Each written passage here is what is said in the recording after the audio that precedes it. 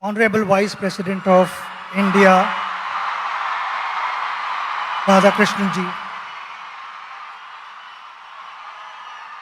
Honorable Governor of Andhra Pradesh, Abdul Nazir ji, Honorable CM of Andhra Pradesh, Chandrababu Naidu ji,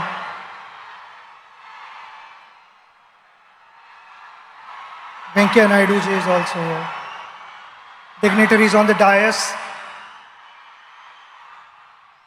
ladies and gentlemen, all my friends, brothers and sisters, Namaskar.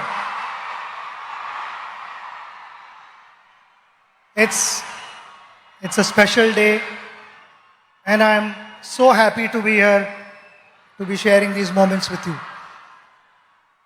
My father came from a very, very humble background,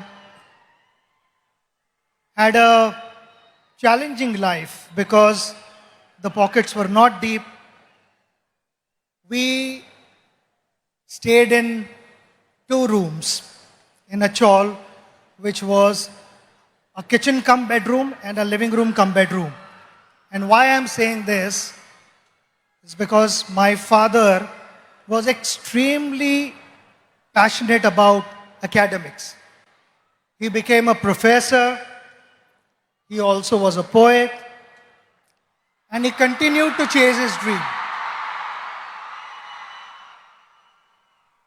He did not have the best of facilities, but he made the best of what he had. So in those 2 rooms, he found a corner and stood first in BA and MA and won a gold medal. When I was growing up and I watched him, he was extremely gentle, extremely patient with me. So whatever mistakes I made as a child, I was convinced, he explained to me and I got convinced. It was never that he tried to correct me forcibly. And that created a huge positive impact on me. I learned so many things from him. He was extremely patient. And why I say this? Because when I started playing for India, I bought my own car. I used to love to listen to good music. And most of the times it used to be loud music in the car while I was driving. And my father would be seated next to me, reading his book. Never once did he tell me, reduce the volume, I want to read the book. He was focused and the outside noise did not matter to him. And that's something that I learned from him. Being a good person, it's a practice that every morning you wake up and you remind yourself that you are going to behave in a particular way, which is, I feel, kind of conveys how your parents have brought you up. And that is something which I will always carry for the rest of my life because that's the impression my father left with me. Awesome, sir. Sachin sir, in both academics and sports, students today face immense pressure to perform. From your experience, how do you deal with this pressure? Pressure is on everyone at every level. You meet any individual in this room, we will have pressure. There are 2 types of pressures. One is external and one is internal pressure. External pressure is all about what the world is saying about you. I think in today's world, when social media is so active, people want to know what is being said about myself. Generally, every individual is bothered about that. When I went out to bat, you have to learn how to use that to your advantage. When I went out to bat, I used to get reception like this, which was fantastic. Sometimes it was overwhelming. Sometimes I felt I was not in the frame of mind to start my innings. I just needed that break. I needed the crowd to settle down a bit.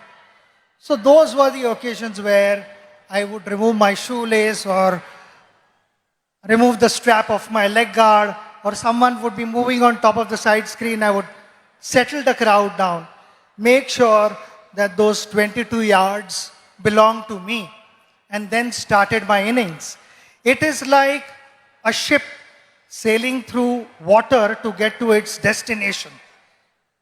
But the moment there are holes in the ship and the water starts seeping in, the ship starts sinking. And that is exactly what I'm trying to tell you, that external pressures will be there. You need to shut off. You need to stay focused on what you want to achieve in life. We come to internal pressure. Internal pressure is actively led by your conscious mind. When your conscious mind is moving ahead of the moment, it starts putting multiple scenarios in your head which are imaginary. Failure, consequences, disappointments, and all these things, they kind of freeze you. They increase the pressure. The idea is to stay in that moment. When I went to bat, people talk about, he was in that zone and that's why he batted well. And what is that zone? That zone is all about surrendering yourself to your subconscious mind, which knows what to do. It is always the conscious mind, as we call it. The monkey over your shoulder would be putting doubts in your head. And while batting, also sometimes that would happen. Before the ball was delivered, the conscious mind would put doubts in your head. Could that be a bouncer? Could that be a yorker? Could that be an outswinger where the delivery was not released at all? So I found myself batting at my best when I had surrendered myself to the subconscious mind. So that would be my advice to all of you, to stay focused, stay aware of what's happening around you, but don't let the external energies dominate what you want to be in life. Absolutely. So one last one. On this centenary celebrations of Andhra University, your one message to all the students out there. We are celebrating a very, very big moment. The centenary of Andhra University. The magical figure that we talk about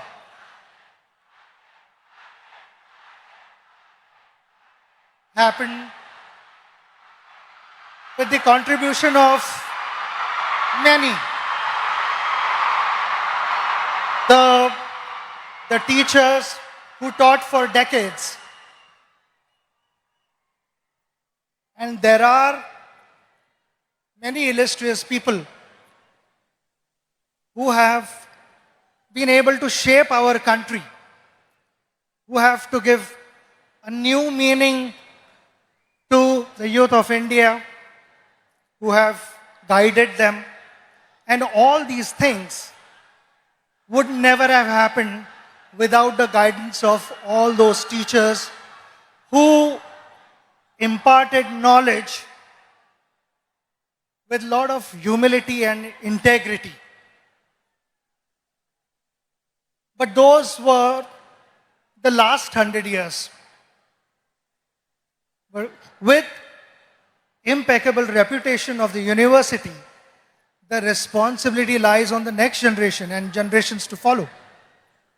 Now, how do you, with such impeccable reputation, please understand that the expectations are going to be high.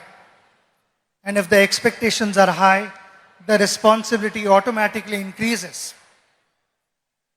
I want to take this opportunity to wish you the very best of luck, because I know my father, being a professor, how committed he was and what gave him the most satisfaction when he got to hear good things about his students. I personally felt that was his greatest return gift. And so would be the teachers of this university. At the pace that the world is moving, there will be a lot of innovations. Plenty of things would be expected of you in different spheres of life.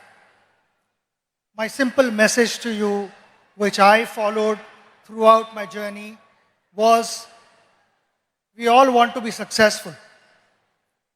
Success never happens overnight. It takes time. We have to be patient and follow the right path.